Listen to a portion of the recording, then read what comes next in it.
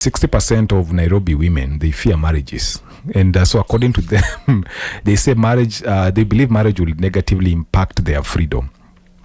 And so the remaining 25% see marriage as a positive change to life, while 15% were neutral about marriage. Why would you try to be sexually appealing to other people when you're in a relationship with someone? That's the point. You never look good for your person. The only time you look good is when you're getting out of that house. Yeah. Ukiwa kwa nyumba ni singenge. Singenge ni ngombe. Juu kona t-shirt ya UDA. Yani. Manze, you know, sweatpants ziko na Nike mefade huku kando. You know. We lose trust more by the lies we tell than the wrongs that we do. If there is anything that makes people lose trust, it is lying. Pearl Radio, the home of fresh and classic hits. I'll introduce yourself. Okay, this woman you hear in studio is a woman of God. My name is Muitiriri. I am born again. I am married to a very handsome and awesome man called Frederick Muitiriri. Yes.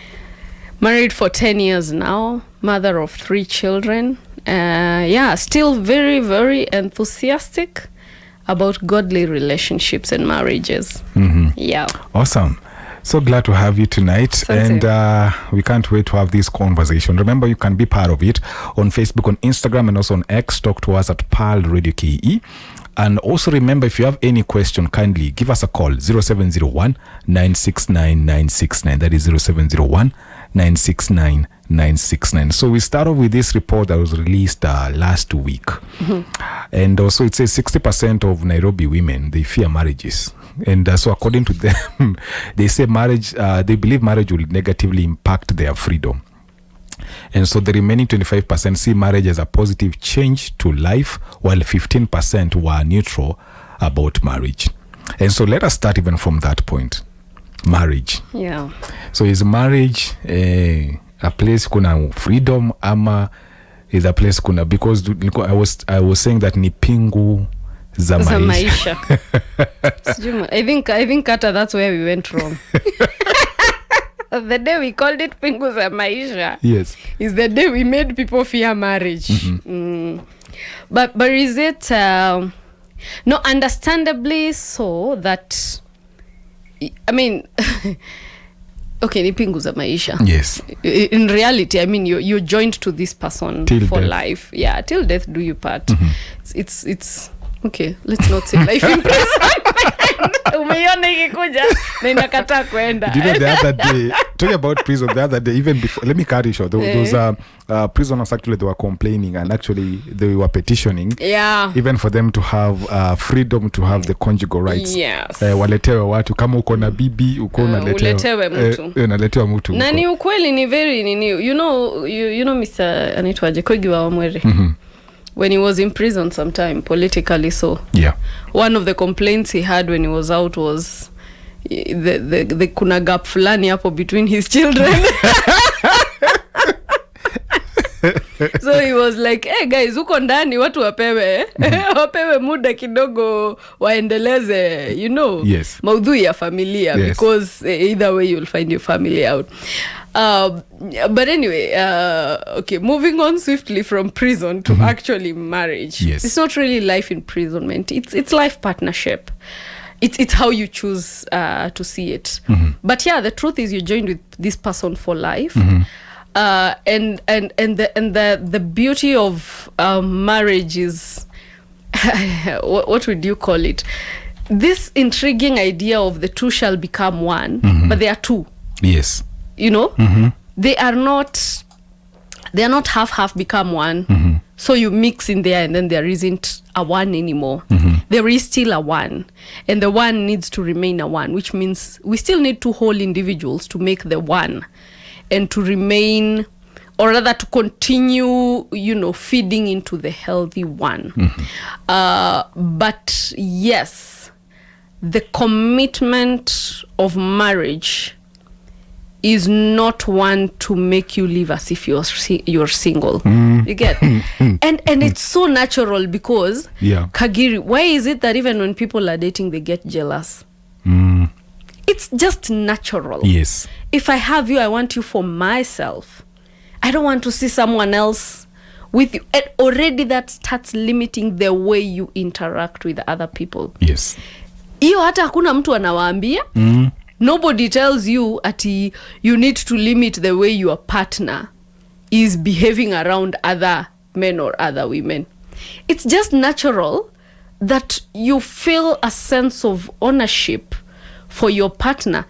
And it's some of these things that it's like the way we try to people are trying to go against nature by saying, oh, you don't have to get married, you don't have to get children, you don't have, and yet the larger percentage of the time you will avoid these things, and then in the end you will start to want them, because naturally, that's why they call it the biological the biological clock. Yes. Starts ticking, because we are built for relationships, and then there is that intimate relationship with someone of the opposite sex that leads to marriage, and this was God's idea. And that is why somehow you will want this person for your own, and God created it that way. Hii inaenda hadi kwa wanyama, the way some of these animals are very territorial with this is mine, this is mine, this is mine, na kuwinda na nini, hizi vitu ni natural. Yes. So it's not really a thing of now I want to deny you your freedom. No, it's a thing of naturally how should a relationship be. Yeah. And when we get into this, we will need to define then what does freedom mean, because the opposite of freedom is, well, imprisonment, slavery. Nobody wants any of that. So we still need freedom in marriage, but what does freedom in marriage then mean? Yes. Yeah. And talking about freedom, and I want to start from that point, even in relationship, because kuna wale bado wanangojea Mungu. They're in a relationship, they're trusting God for marriage. And so let us talk the aspect of freedom, because there is the issue of also personal space when it comes to freedom in relationship. Yeah.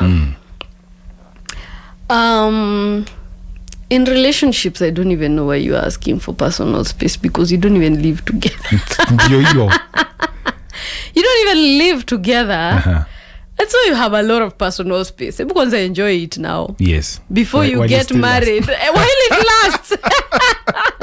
Before you get married and you're in each other's faces for most of the time, and you almost cannot avoid it, So when you're in a relationship, you still have much more freedom, because as long as you're being accountable, and this is what we will be looking at vis-a-vis now freedom. Yes. As long as you're remaining accountable, then you still have a lot of time to, go out with your friends. Unaweza lala kwenu nyumbani, nini. I'm not saying when you're married you can't do that, but now when you're married there is a whole new level of accountability. Yes. Way higher than when you're in a relationship. But even when you're in a relationship, much as you maintain a lot of freedom, and by personal space in relationships, I see it as actually an advantage in a relationship, the fact that you're just not in each other's space inevitably all the time, right? Like you're not, it's harder to be in someone's face when you're not physically there. Yes. Right? And so apart from communication on phone and so on, then you still have freedom to really have a lot of time for yourself and for other things, which is a little different when it comes to marriage. Yes. So you still have that, but that also needs to come with a level of responsibility, accountability. That's why I'm talking of, as long as you're being responsible and accountable, because for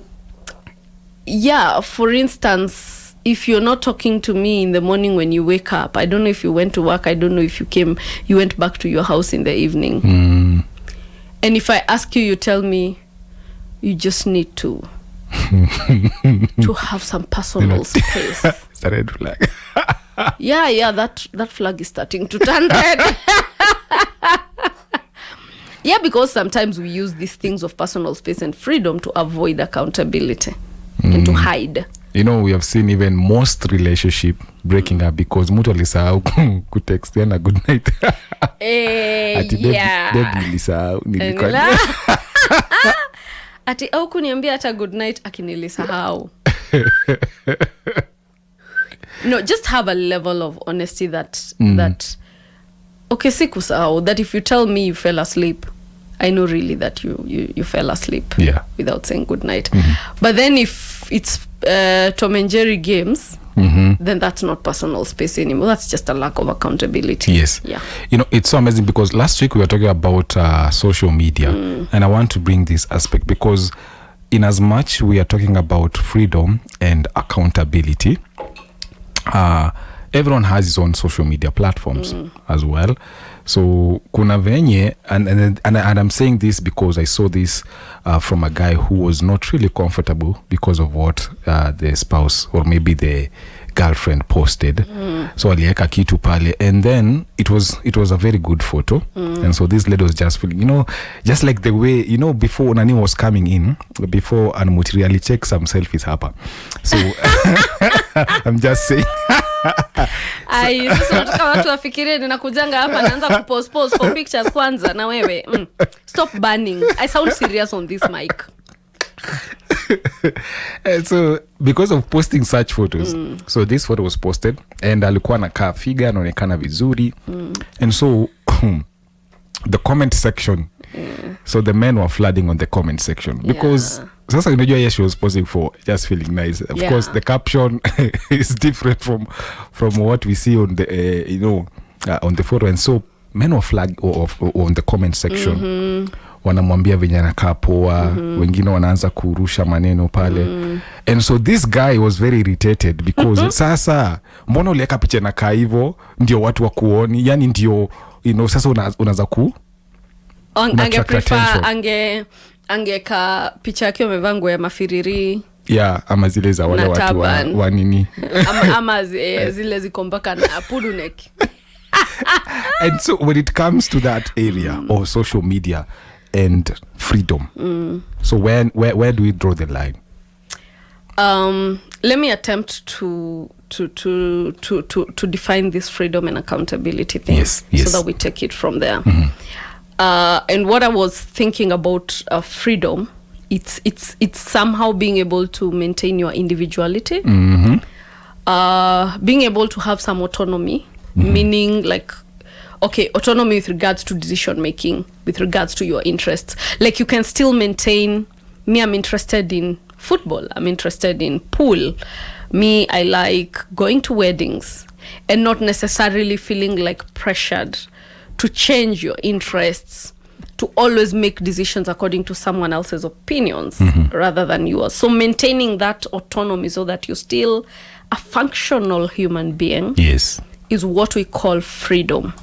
But that cannot go without responsibility and accountability, which means that while you maintain this freedom, then you are making these decisions, maintaining these interests, conducting activities in regards to your decisions and interests, but with alignment to your commitment.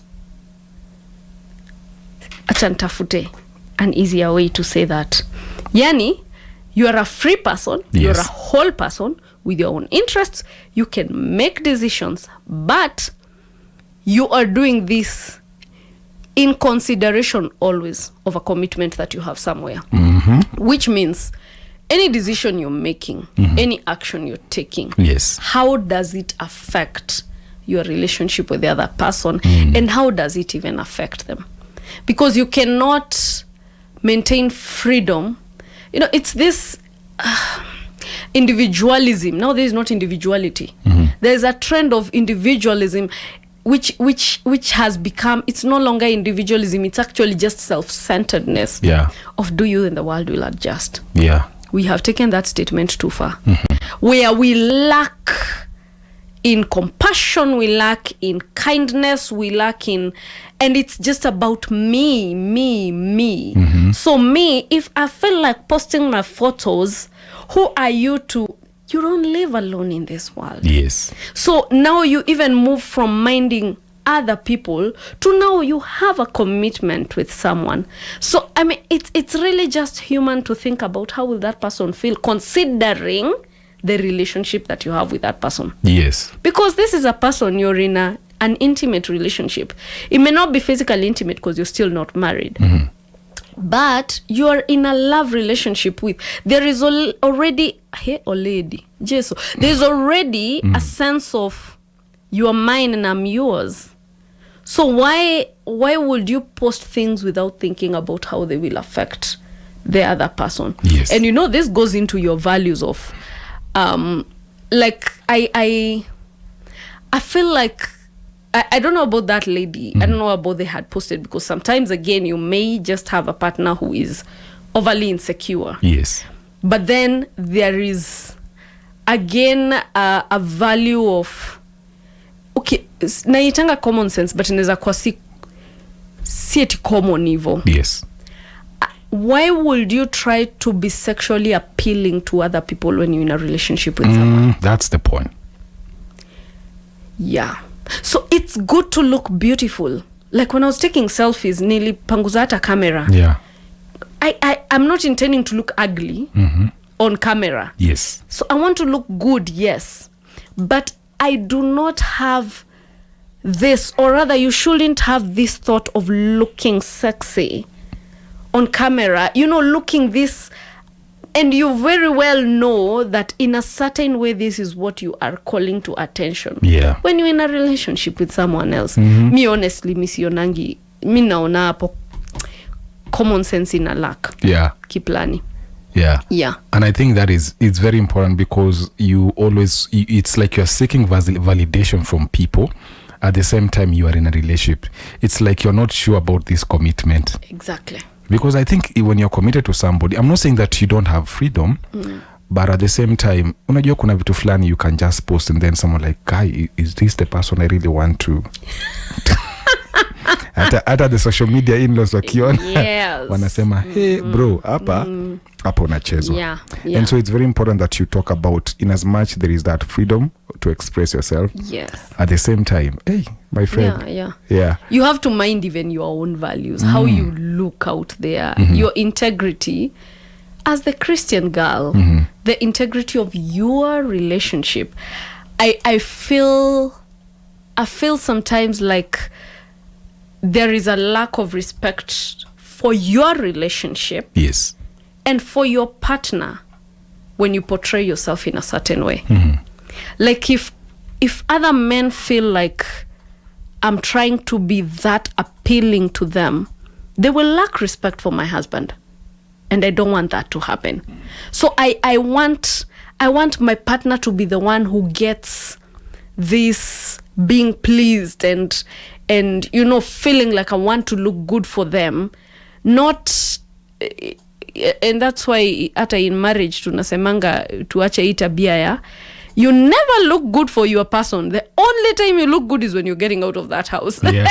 Ukiwa kwa nyumba ni singenge ni ngombe. Juu kuna t-shirt ya UDA. Yani manze, sweatpants ziko na Nike mefedu huku kando, lakini ukitoka huko nje. Ndo bwanako wako zile za we. Na anakuona 2 minutes alafu so unaenda kwa ofisi, kuna watu wanashinda wamekuona vile unakaa msupu. And then they compliment you. Then they keep telling you how nice you are. Nini. Yeah, it's kiasi off. Yes. Yeah. And I think that is one thing I also find it is very very intriguing, that you do all these things, you seek validation out there. At the same time you don't want, and especially I've seen this for people who are in a relationship as well, and this, I say this because this is a true story of a guy who he used to go there in church. So this guy is in a relationship, but at the same time is out there flirting, anaambia tu yani. But you see, he's not married, so of course bado is technically ako single. But at the same time ako single. But at the same time anacheza na mademu huku nje, like okay, he's not like doing anything serious with them, but he's like very playful, chatty even when you find the text unapata hata kama ni ubeshte. So kwa relationship, exactly. There's a way you need to conduct yourself. Exactly. Even just to maintain some respect for your partner, because people will beba your partner ovyo. They will not take your partner seriously if you are flirting with them, and that's a blunder many people don't realize, that when the moment you invite it, part of the reason you have no control over the direction that flirting takes is because the other person feels some level of control, because they don't feel like they don't have a grip on you. They thought you were in a relationship or you were married, but the way you're flirting with them, they're like, that chick, it's not like she has a grip on this guy. Yeah. I can converse. I can take control of the conversation. And the other person also feels in control. So you don't realize that you've given them some power and you've rid yourself, your relationship, your partner of this power and given it over to the other side. Yes. Those boundaries are very important to keep some respect and also to really just safeguard your relationship. Yeah. I want us to shed the light on where do we draw the line between trust and control. Wow. Between trust and control, you draw the line by actually just leave the line alone. leave the line alone, because I know these lines can be the problem. Yes, because now we want to define what is it that I do that you don't. Yeah, and the lines become the focus. And you miss out on the relationship. Yes. It's what builds your relationship so that you are free in a responsible way, which means you can be trusted. Yes. And also which means you don't feel like you're being controlled, because it's true. Being trusted does not necessarily mean, not even necessarily, the way to trust someone is not to control them. Yeah. So we cultivate trust through honesty, accountability. And honesty does not mean that we are always doing the right thing. Yeah. Honesty and accountability mean that in the event that I have done the wrong thing, we are transparent about it. That this is what happened. And so then I feel that like trust, we lose trust more by the lies we tell than the wrongs that we do. If there is anything that makes people lose trust, it is lying. It's way harder to lose someone's trust by making 10 mistakes than it is by lying 2 times. Because the moment you lie, now someone feels they don't know if you had made that mistake 20 times and just didn't get caught, you know? So you don't cultivate trust by being controlled. No, you cultivate trust by being accountable, by being honest. And we are talking about honesty at the level of even proactive honesty, where you don't need to ask me all the time, where were you? That because I know you will call me and my phone will be off, then I will let you know that I'm going into a meeting. It's an all-day meeting and my phone has to be on silent, which means I may not see calls. But if I get the chance, I'll call you at lunchtime. Yes. Right? Rather than you just go missing. Tumeambiana good night, good morning, uliamkaje, nini, have a good day. Then suddenly, I can't reach you throughout the day. Yeah. So now you start to get assumptions. Yeah, because I start wondering what's up, you know. And you know, it's not just, sometimes what we think is mistrust is not even mistrust. It's just people's feelings getting hurt in the sense of, don't you care about how me, like how I feel when I call and I don't find you on the phone? Yes. Right? So it's a mix of all those things, but because of these lines that we are busy drawing in today's life, then we are missing out on the relationship. We're missing out on the essence of kindness and love towards each other, because kindness and love towards each other is minding how the other person will feel, and hence proactively letting them know, I'll be in a meeting all day, so you might miss me on call. Whenever I get the chance, I'll text you and let you know how this is going, or I'll call you over lunchtime and find out how you're doing, right? Then you stop focusing on you know, we've gotten to a place where people are feeling like saying that is being controlled. Yes. Nah. It's actually very, very godly. Accountability, submission, it's godly. And remember, this is not just for the woman, especially for the men who now start saying the woman is the one supposed to be submissive, so she's the one who's supposed to always say where she is. We're actually supposed to submit to each other, meaning we both, when it comes to accountability, like, you are subject to each other in a lot of ways. Yes. Which means I am accountable to you and you're accountable to me. So even as the man, there is both being accountable to someone and just minding that this person was waiting for you somewhere and you're not showing up. And even for husbands and wives, it's just the thing of, you usually get home at 5 p.m. Yeah. But it's 6 p.m. and you're not home yet. And then you start saying you're feeling controlled because nimejam juu kusema unachelewa. Like, honestly, ungekaa tu single basi. Yeah. Cause the fact that I'm here, I mean, the fact that you do not want to humble yourself enough to just mind my feelings, then talks a lot about the state of your heart. You are being proud, you're being selfish, you're being self-centered, you're being arrogant, honestly. And you're just being unaccountable, if there's anything like that. And that's not godly, by the way. I wish we could open Galatians chapter 5 verse 13. It talks about it talks about freedom with responsibility. Yes. And just freedom minding each other, so that your freedom then does not become being self-centered. It's also freedom while thinking about how does this affect the other person, because we are still called to serve each other in Christ, to serve each other in humility. So are you serving the other person? Is the other person feeling like you mind them while you exercise your freedom? Yeah. And you mentioned that scripture is very, very powerful. It says, for you are called to freedom, brothers and sisters. Only do not use your freedom as an opportunity for self-indulgence.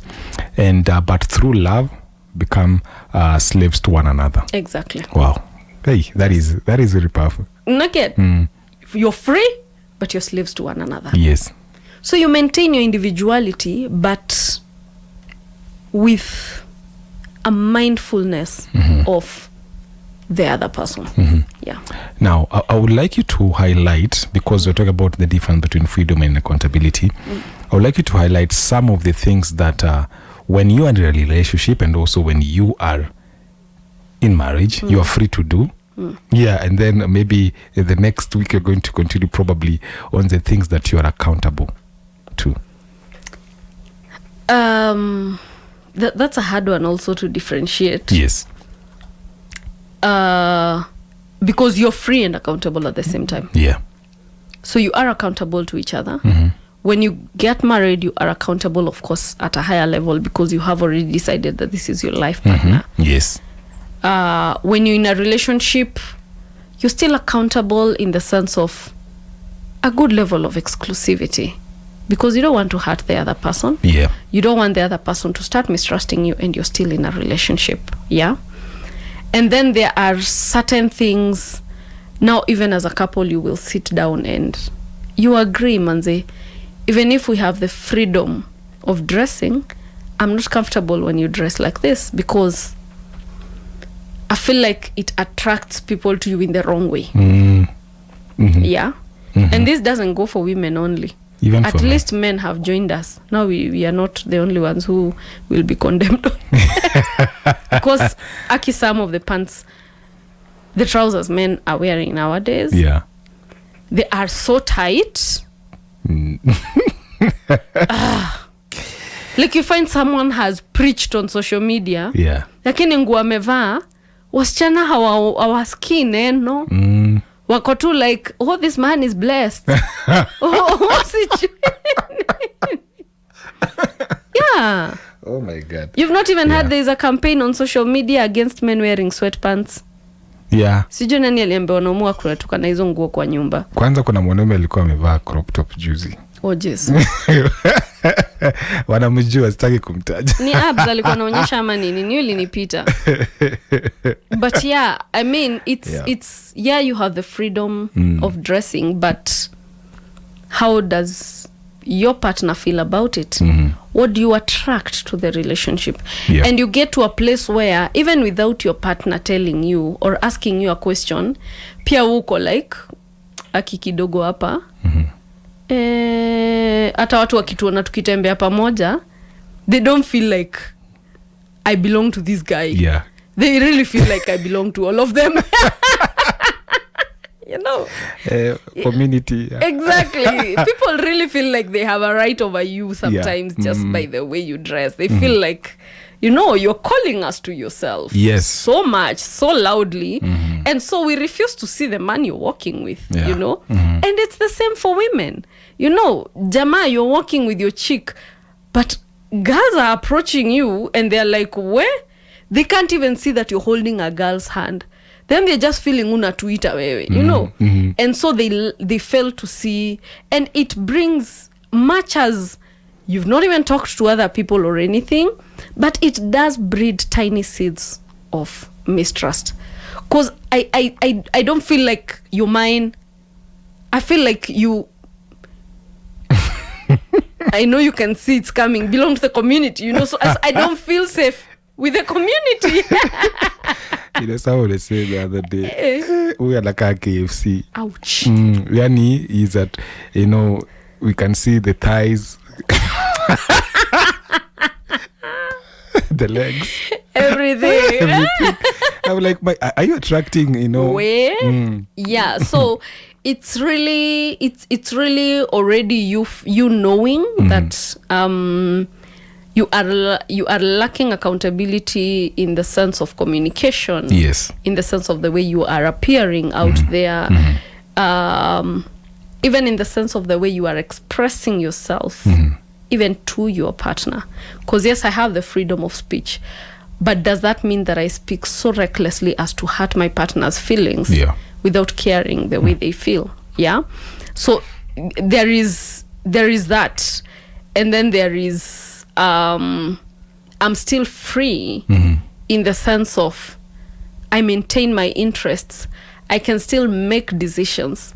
But for example, if I'm making a decision to travel, I don't know where, then I need to involve my partner because he's in my life, she's in my life. And I cannot make decisions in total disregard of them. And that's why there's a common saying that freedom comes with responsibility. True. There is no way you're going to be free without responsibility.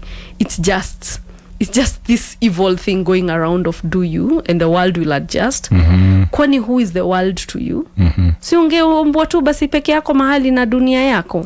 You know, but this world is full of people who have equal rights as you. So you by the way, even the people who might dress my choice, my nini, nah, there's no way you live completely